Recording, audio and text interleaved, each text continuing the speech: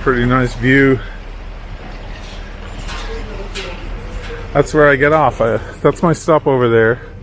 I jump on there, it brings me right to San Marco. That's my trip to the city. Takes about 45 seconds. And Harry's Bar is right here. Not that I ever go to Harry's Bar. It's just for geolocation purposes. Guys, it's been a fucking rough week. I have all sorts of ex-girlfriend shit going on, you wouldn't believe it. I was gonna tell you guys the story because everyone's asking, what's up with your love life? What about the ladies? The lovely Italian ladies. Did you hear an echo after that? Because you should have.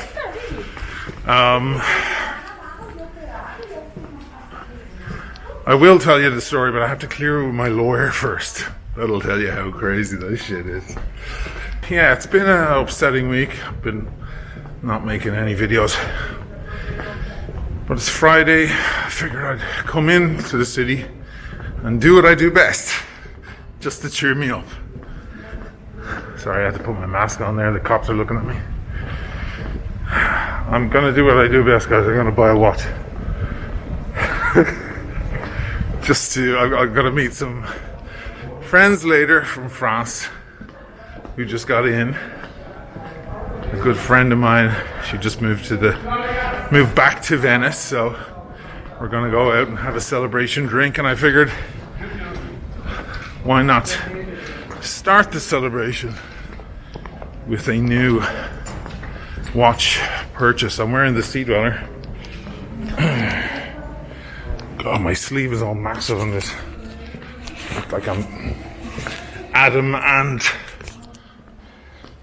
There it is better. You can barely see it. Anyway, it's there. There's the piazza. We're coming to Yellow Zone in a couple of days. Allora, per la scatola. Stessa app, ma cambio mai. Stessa app con chiamata diversa. Hai visto? Interessante.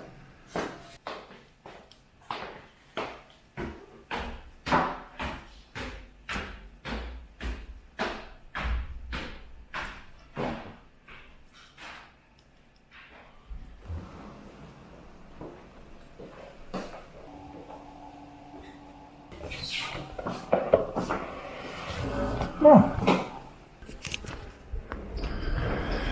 And just like that, my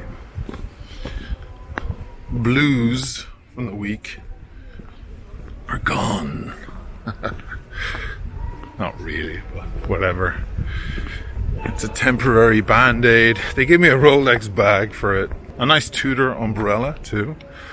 I like getting all that extra swag, all that extra stuff.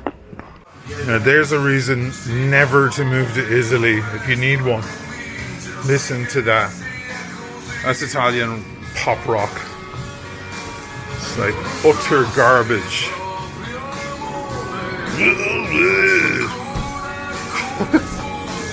5 minutes till the number 1 bus arrives. When I say bus, of course I mean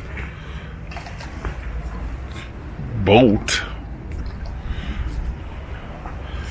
But seeing as there are no cars in this town, I haven't seen a car in, I don't know, months. When was the last time I saw a car? I don't know. Ages ago. Or heard a car. Everything's just boats, so I'll just call it the bus. The local dialect for it is batteo. Batteo.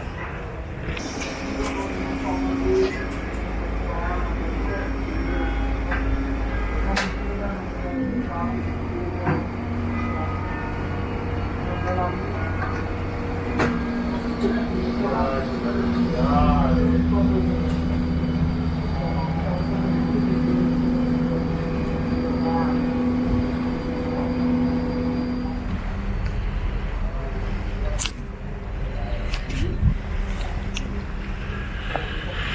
know, one thing that occurs to me just buying this watch, like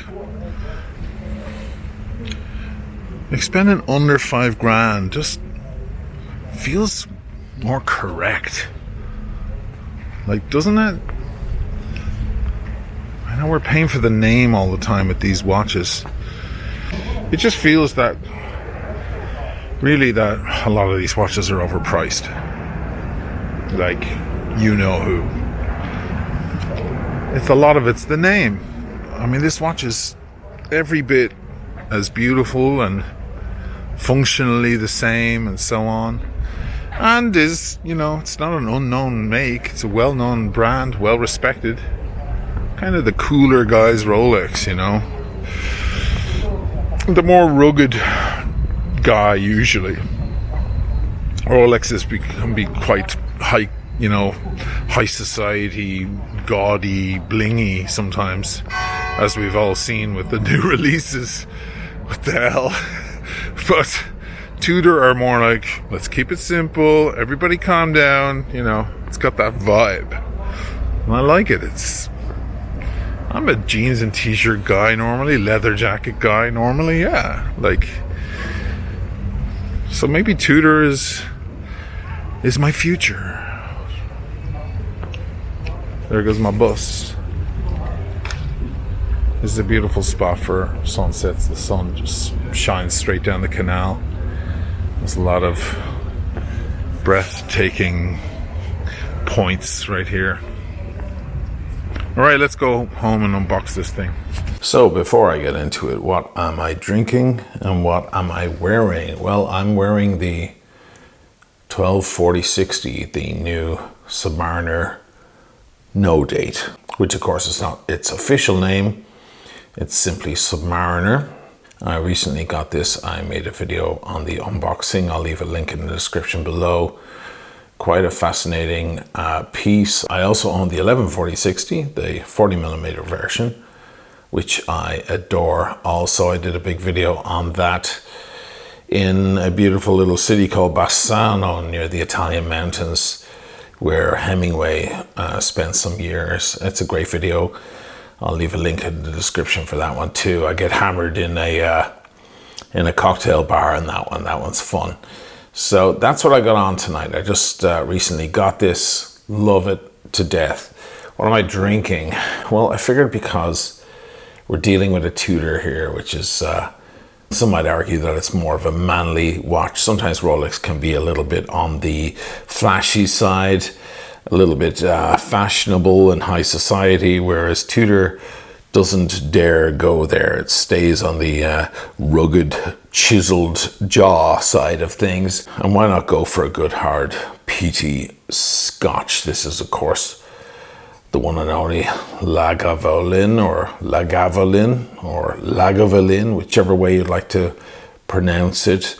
Notes of dentist's waiting room, window putty, sea spray, and above all, delicious house fire. It's strong stuff and good stuff, and it'll put hairs on your measly bald chest. Cheers, guys.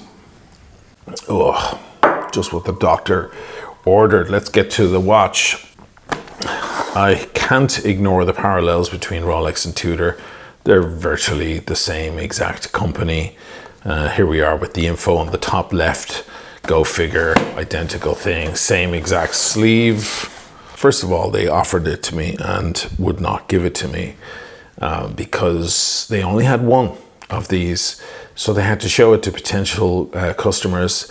As an authorized dealer, they needed to have at least one in stock for a week or 10 days. So they said, look, it's yours if you want it, but you're going to have to leave it with us because there isn't another one in the whole area. So we need to at least have it here for a while. and then we can give it to you. So eventually they gave me the call and said, okay, you can come and pick it up. We've showed it to whoever's interested. And yeah, talk of the town, this watch. The big surprise of Watches and Wonders there in Switzerland several weeks back at this point, Rolex, of course, disappointed everybody with their strange releases, or most people at least. And the other announcements were interesting, but nothing really shook the world except for this watch. No one was expecting a Black Bay Chrono. Let's take a look. Tudor model 79360 Black Bay Chrono in, of course, Panda. Now there is an alternative version to this, which is the reverse Panda, so it's all in black with white subdials. But just like the Panda Daytona and the Rolex side, this is the popular one, the one that everybody is after. Let's take a look at what came in the box. Strangely, there is no lip here like Rolex has. You have your little manual here. I'm not going to bore you with that. Chronometer certification, great. You have this card here, which is identical to its Rolex equivalent, except Tudor is written on top.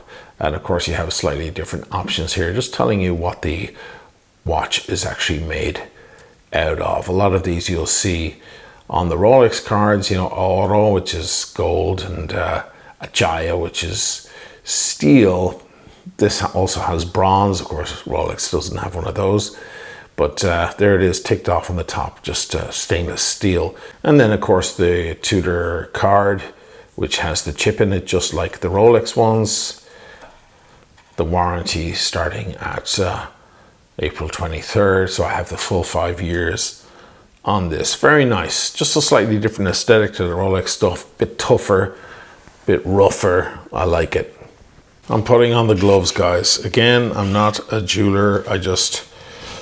I bought these for good aesthetics for the channel, to be quite honest, and also not to cover the watch with thumb marks as I show it to you guys. Look at this beauty. Isn't she pretty? First off, it's thinner than their previous Chronos. It's not a thin watch. It's a chunky watch, but not too bad. Their previous ones were like 15 millimeters thick. That's just out of proportion, guys. This is closer to 14. It's advertised as 14.4, but it's actually a little bit closer to 14 than that. Second thing, of course, is that beautiful creamy white dial. It's very elegant, very dressy. So you have that kind of tough utilitarian tool watch thing, that classic Tudor man's man, hair in your chest kind of feel to the watch, but it's also quite dressy and elegant and wears really well with a suit or a nice shirt or whatever. Those reverse subdials as well have that feeling of vintage, as does the fact that there are no crown guards as well. Trust me, these pushers and crown don't need any guards. They are substantial and beefy. Next is that lovely dome crystal that bends everything as you turn the watch, kind of warps the edges of the dial. It's very vintage. I love it. And of course, one of my favorite things in the world, the dial is quite high, quite raised toward the crystal. I love a shallow dial. To me, it is the difference between a beautiful, expensive watch and a cheap watch. You see a lot of cheaper watches have the dial set quite down inside the watch. I just can't stand it. It's my pet peeve with watches. All great watchmakers have those dials nice and high. I guess this is the way they were able to slim the watch. They raised the movement on the inside, which is the MT 5813, by the way. Every bit as good as the Daytona movements, the 4130, and I'll get into that in a moment. They raised it higher towards the crystal. Excellent move. Slimmed up the watch and gave us that beautiful shallow dial, which of course means it's got something that I love in a great wristwatch. It's got hands that catch the light. It's the coolest thing ever. I love it on my Omega Seamaster 300M when those hands kind of tend to float above the dial, catch the light by themselves. It's one of my favorite things. I love it on the Black Bay 58 also, and it definitely happens on this watch. Gorgeous. The MT5813 has 47 joules, just like the 4130 in the Daytona. It's got 70 hours power reserve, just like the Daytona. So a full weekend, it can sit on your dresser while you wear other more dressy watches over the weekend. And then you pick it up on Monday morning and it's still ticking away. And that makes a huge difference. But this watch has 200 meters of water resistance as opposed to the Daytona that has 100 meters. So in a way it beats it out there. So let me stop just alluding to the differences and let me bring in the Daytona just so you can see them side by side. It's hard to tell on this video, but the Daytona is a much smaller watch. A lot of people are shocked when they finally get one of these things on their wrist. Of course, I don't have the Panda one. This is my TIE Fighter, as I like to call it. Darth Vader's watch, my preference between the ceramic Daytonas. The force is strong in this one. It does wear quite slim, quite slight. A lot of people are shocked when they finally get a Daytona on their wrist. I also notice as well with these pushers and crown on the Daytona, they can be quite delicate feeling, like I'm turning toothpicks or something. It's very small under my big fingers, whereas these are chunky and heavy. Just winding this watch feels like rowing a boat or something. There's so much going on the inside. The Daytona, of course, is a very slender watch, 12.2 millimeters, whereas quite flat on the wrist.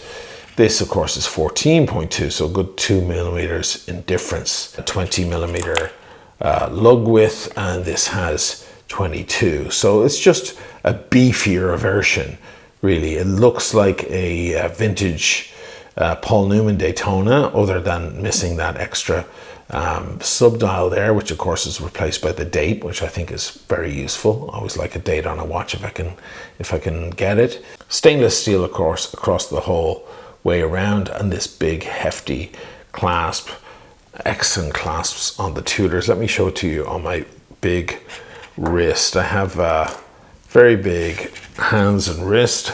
If you know my channel well, a lot of watches wear quite small on me. YouTube, unfortunately, is populated by watch guys with tiny wrists for some weird reason. I don't know why. There it is. It just sits on my wrist so much nicer than the Daytona. It just feels kind of proportionate to everything. It feels hefty, it's heavy, it's substantial. It really is a chunky experience.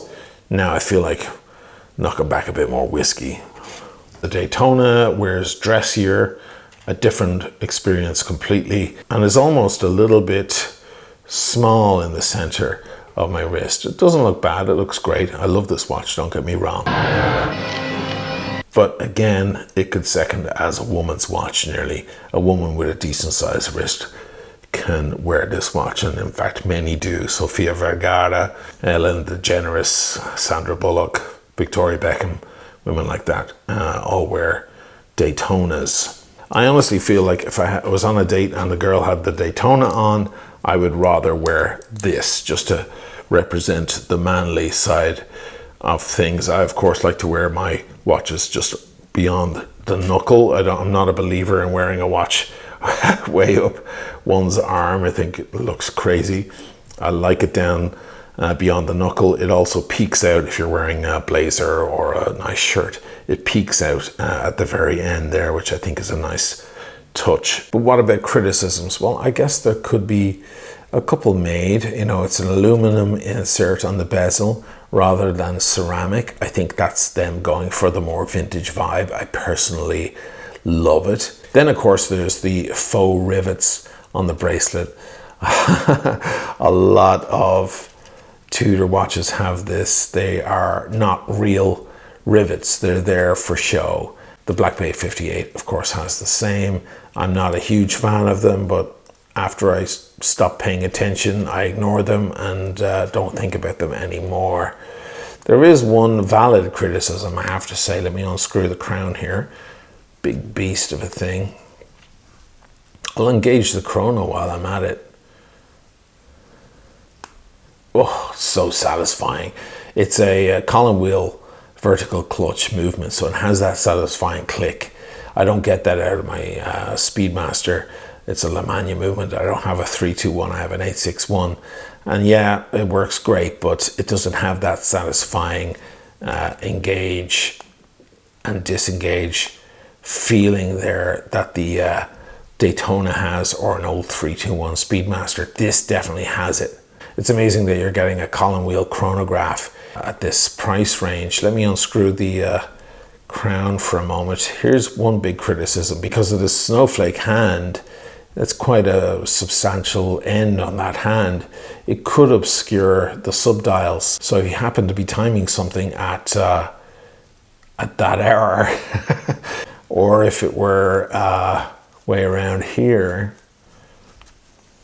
you know, around that hour, and you wanted to watch the seconds, you'd be in trouble, wouldn't you? So that's the only thing I can say that is a slight design error, if you could call it a design error. The loom is great too. It's strong.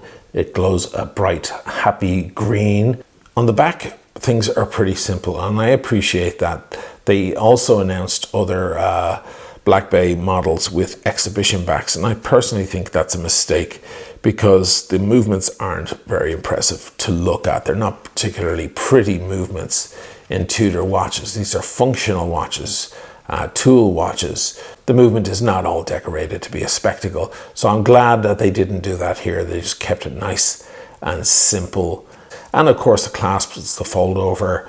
It reminds me of the 116523 on the Daytonas from the early noughties. Love the whole system. No easy link system, unfortunately. They didn't put that in. I have a piece of tape there on that, guys, because I was filming the watch outdoors. I normally put it there too. I had it on there just to stop scratches from occurring. Of course, I still get complaints from a lot of you guys anyway, saying, why are you putting it down on the concrete? I took it off now. I forgot to take this piece off, just in case you're wondering why there's a piece of tape on there. Great clasps, really solid chunk of heavy steel, serious watch without feeling out of proportion as many other Tudor watches do. I would gladly wear this watch out doing activities, or wear it to a wedding or an event with a nice suit. I think it works for both, and it isn't surprising to me that this watch is trading at about 1,500, 2,000 above retail right now. It's kind of hard to get at the moment. That may change in the future, and it's definitely the most sought after model. So there's the three watches together, guys. You can see the scale difference there between the Daytona and the Tudor Chrono, and even with the sub, the Rolex watches are coming in a lot daintier in comparison to the muscular all man's vibe of the Tudor. Absolutely love this watch, delighted with it. And I gotta say, when I have it on for a couple of days and I put on the Daytona, it does feel a tad dainty. I think the Tudor might be a bit more me in the end. Thanks again to Salvadori, they're wonderful guys, and cheers to you all.